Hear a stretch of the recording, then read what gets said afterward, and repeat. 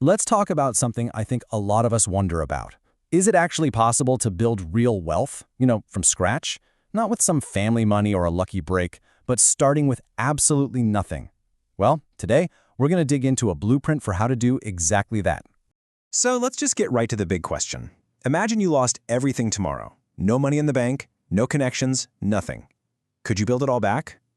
The answer is a huge, resounding yes. But the secret, and this is the important part, isn't what's in your wallet, it's what's between your ears.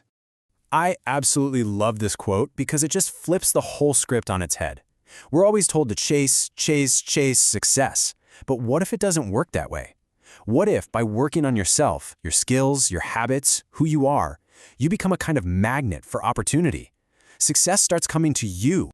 And that brings us to the most important first step on this whole journey. Before you even think about your bank account, you have to work on your mindset. See, it's really not about the stuff you accumulate. It's about the person you have to become to get it. This slide, man, this says it all, doesn't it? It's so easy to get stuck asking, why is this happening to me? But all the power, all the control, comes from flipping that question to, okay, what can I do about it? What can I build? That little shift right there is the difference between being a passenger and being the driver of your own life. So how do you actually build this powerhouse mindset? It's not magic. It's just about small, consistent habits. Think about it. If you just read for 30 minutes every single day, you'd crush something like 15 or 20 books in a year. Imagine what you'd know. It's about soaking up success, from books, from podcasts, or just by watching people who've already figured it out. And here's where it all comes together, because all the books and podcasts in the world mean absolutely nothing if you don't do something with that information. Don't just be a sponge for knowledge, be a builder. Take what you learn and apply it. That is how you turn ideas into actual wealth. All right, so we've worked on our internal game. Now let's talk about the world outside. To win the game of money, you first got to understand the rules. And, well, the rules are not what most people think they are. For almost all of human history, money was a real, physical thing. You could hold it, a bag of grain, a gold coin. It had value in and of itself. But that's not the case anymore. We are playing a totally different game today. We now live in the era of what's called fiat currency. And fiat, that's just a fancy Latin term that means let it be done, or more simply, because I said so. Our money has value because the government says it does. It's not backed by gold or anything real anymore. It's backed purely by trust. And as we're about to see, that trust is a tricky thing. Okay, get ready for this number because it is wild.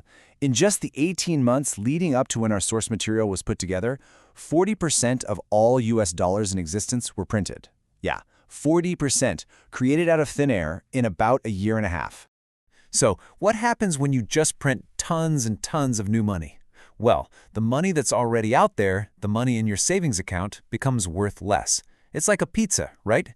If you have one pizza and you keep cutting it into more and more slices, every slice gets smaller. That's inflation. It's a silent thief, just eating away at your savings. So, if holding cash is basically a losing strategy, how in the world do you win? Don't worry, there is absolutely a way. In this next part, we're going to walk through a simple but incredibly powerful blueprint to thrive in this crazy financial world. The secret is this: you have to trade your cash for assets. What's an asset? It's just something that can grow in value faster than inflation is eating your money away. Think of it like a lifeboat in a stormy sea.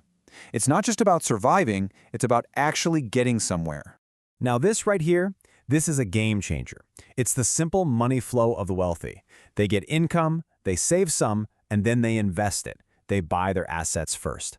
Whatever's left over, that's what they spend. Most people do this in the complete opposite order, and that right there is why they stay stuck.